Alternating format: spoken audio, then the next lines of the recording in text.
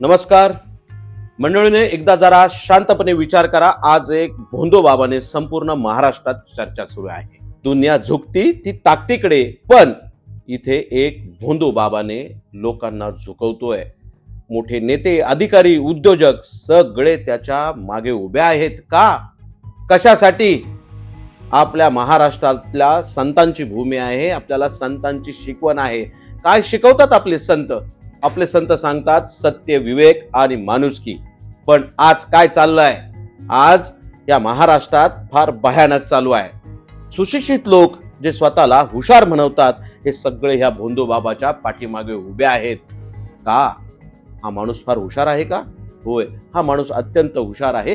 त्याला या लोकांना कसं घाबरवायचं याचं त्याच्याकडं चांगलं तंत्र आहे. त्यांनी ह्या लोकांच्या नसा ओळखल्यात.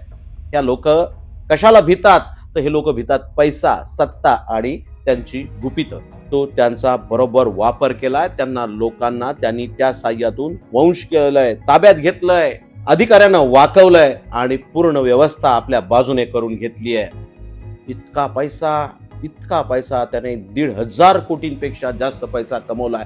1,500 कोटी म्हणजे थोडे झाले? कारण ज्यांनी ह्याला आवळायचा होता, ज्यांनी ह्याला ताब्यात घ्यायचा होता, हेच लोक त्याच्या पाठीमागे उभे राहिलेत. म्हणून त्यांनी एवढी मजल मारली. शेतकऱ्याच्या शेताचं पाणी याच्या बागा फुलवायला या अधिकाऱ्यांनी दिलंय. मंत्रालयात सेपरेट कायदा जीआरच जारी केला आणि याच्या बागेसाठी शेतकऱ्याचं पाणी दिलं. आज शेतकरी पाण्यासाठी वणवणतोय, परंतु शेतकऱ्यापेक्षाही ह्याला चांगलं स्थान दिलं जात आहे. अधिकारी, पदाधिकारी यांच्या पदाचा गैरवापर करत त्याला जर कोणी तक्रार दिली तर ह्या देणाऱ्या तक्रारदारावर पोलीस प्रशासनाच्या माध्यमातून दबाव टाकला जातो. त्यांच्यावर खोटे गुन्हे दाखल केले जातात. याने अधिकाऱ्याला मोकाट सोडलं जात आहे. आणि त्याने तक्रारी दिल्या तरी सुद्धा त्याच्यावरती संरक्षण केलं जात आहे. त्याच्यावरती संरक्षणाचा सपोर्ट केला जातोय. हे या महाराष्ट्रात चाललंय काय? माझी माध्यमांना एक विनंती आहे की ही फक्त बातमी म्हणून दाखवू नका.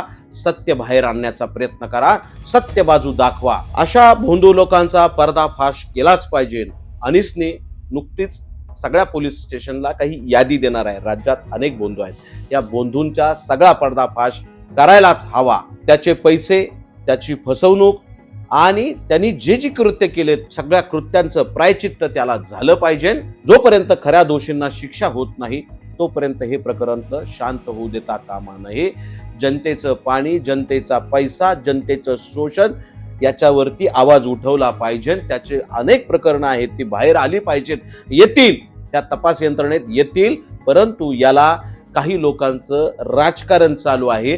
कारण सत्तेतले बसलेले सत्ताधारी आणि त्यांच्याबरोबर काम करणारे बाकीच्या पक्षातील पदाधिकारी यांच्या व्यसनी आवळण्यासाठी हे सगळं प्रकरण भाजपाने बाहेर काढलंय. कारण मध्येच आता देवेंद्र फडणवीस म्हटले होते की हे प्रकरण मला माहिती होतं, मी हे सगळे बाहेर काढतोय.